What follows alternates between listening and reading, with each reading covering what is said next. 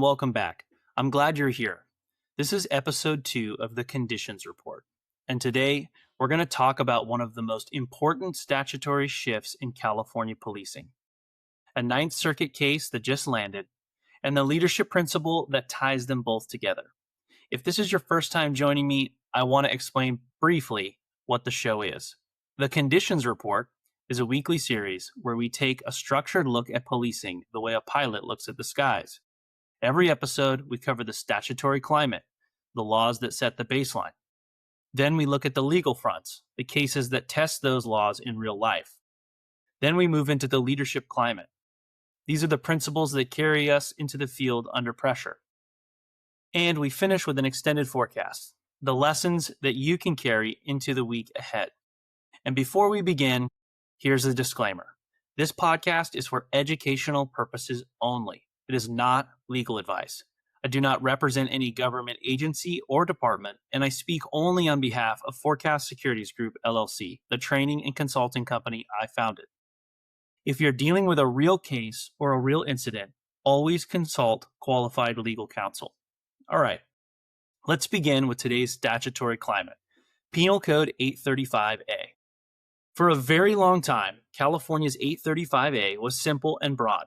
Written in 1872, it said officers could use reasonable force to make an arrest, to prevent escape, or to overcome resistance. That's it. Courts like the United States Supreme Court had already layered constitutional standards on top. Tennessee v. Garner in 1985, which limited deadly force on fleeing suspects. Graham v. Connor in 1989, which told us all force is judged by objective reasonableness. But the statute itself never caught up. That changed in 2019 after the death of Stephen Clark in Sacramento. Clark was shot in his grandmother's backyard when officers mistook a cell phone for a gun. His death sparked protest and political pressure, and out of that came Assembly Bill 392. The bill passed, and on January 1st, 2020, the new language of the Penal Code 835A took effect. The biggest change was this. Officers may use deadly force only when it is necessary in defense of human life. The word necessary matters.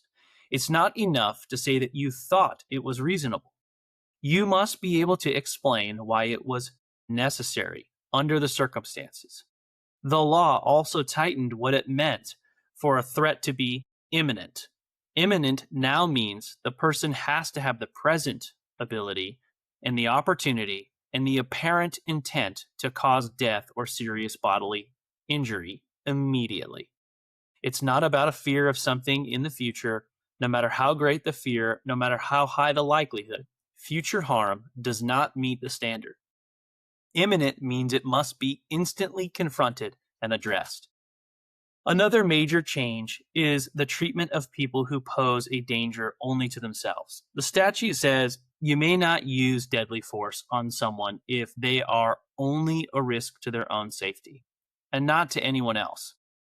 That's a significant shift because for decades, officers were taught to think about immediate containment and control even in suicide attempts. California law now draws a bright line. Self-harm alone without an imminent risk to others is not a basis for deadly force. The statute also addressed fleeing suspects. Deadly force is still authorized in fleeing felon cases, but only for felonies that threatened or caused death or serious injury, and only if you reasonably believe that the suspect will cause death or serious injury to another if not stopped immediately. And where it's feasible, you must identify yourself and give a warning before using deadly force, unless the circumstances already make it obvious to the suspect who you are and what might happen next. Finally, legislature clarified the old retreat question. Officers are not required to retreat. You don't have to give up the arrest because of resistance or threatened resistance, but the statute makes a careful point. Retreat does not mean tactical repositioning, taking cover, slowing down, calling for more resources. Those are not retreat. Those are tactics, and the statute explicitly acknowledges them as valid options. Those are the big changes from AB 392. They redefine a statutory climate in California. force is no longer judged only on reasonableness in the moment. It's judged on whether it was necessary to defend life, whether the threat was truly imminent, whether alternatives were considered if feasible, and whether deadly force was used only within those limits. That's the climate. Now let's look at the front that just moved through the Ninth Circuit. Green v. McNamara. March 27, 2022. It's late at night in San Jose, La Victoria Taqueria. It's busy, loud, and crowded. A fight breaks out. In the middle of it, a gun comes into play. Mr. Green, a 20-year-old, manages to wrestle the weapon away. He backs into the doorway of the restaurant, the gun in his left hand pointed upwards, holding space between himself and the chaos of the fight. Police arrive quickly. Among them is Officer McNamara. He sees Green holding the gun. Commands go out, drop the weapon. Green begins to turn towards the officers. His right hand is open and raised. His left hand, still holding the gun, is lowering it though. For 1 second, both realities exist together, armed threat and compliance. McNamara fires 5 rounds at close range. 4 strike Green. After the first shot, the gun falls. Both of Green's hands go up, but the volley continues until all 5 rounds are fired. Green survives and he sues under Section 1983, claiming violation of his constitutional rights. The district court denies qualified immunity and the Ninth Circuit affirms.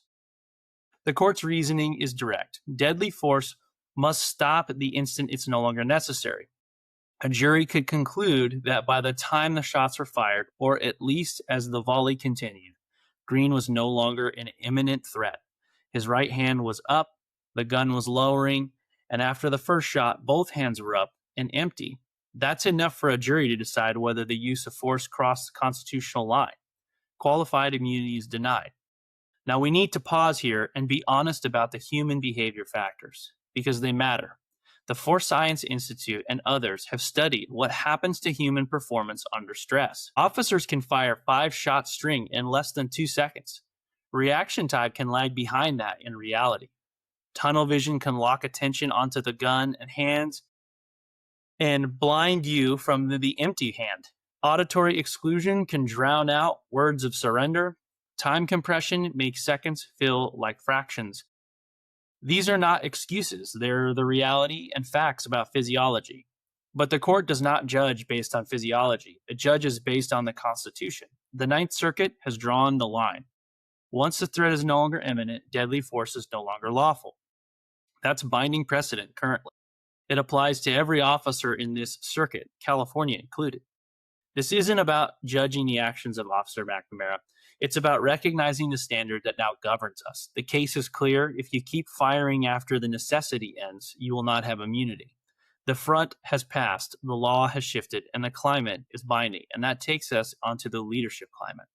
I call this principle the fire line. The fire line is the edge between necessity and excess. On one side, the suspect still has the present ability, opportunity, and intent to cause death or serious injury. On the other, the threat is fading, compliance is beginning, or surrender has occurred. We stand at that edge under adrenaline and fear with perception that may lag behind reality. To cross too late is to risk lives. To cross too soon is to risk unlawfulness. The principle is this: enforce the moment it's no longer necessary. That's the fire line. That is where professionalism shows itself, the discipline to stop the instant the threat is gone, even when your body is still ramped up and fired, even when your perception is racing to catch up. Wisdom begins with knowing our limits. In policing, wisdom begins with knowing the limits of our perception under stress. Leadership means training intensely against those limits. It means teaching officers how to recognize the cues when a threat is evaporating. It means building muscle memory that allows force to stop as quickly as it begins. And it means writing reports that don't stop at "he had a gun," but explain the why and the instant of each trigger press, the threat still being imminent, the human perception that lags behind. And it means acknowledging when the threat ended, and that is where force needs to end too. Supervisors carry this into report review and training. Agencies carry it into policy and courtroom testimony. Officers carry it into the seconds when the fire line comes. That's the leadership climate, the fire line. Now the extended forecast. Penal Code 835A, reshaped by AB 392, set the statutory climate: necessity in defense of life, imminent, meaning present ability and intent, no deadly force for self-harm, fleeing felons restricted, no duty to retreat, but repositioning and before actions under review. Green v. McNamara shows us the legal front. Deadly force must stop the moment the necessity ends, even if perception lags. And the leadership climate gives us the fire line, the discipline to stop at that exact moment and to carry wisdom into chaos. That is the forecast we carry forward this week. I'm Don, and this has been The Conditions Report, Episode 2. Be calm in the storm, the clarity and confusion, and as always, influence the weather. Goodbye.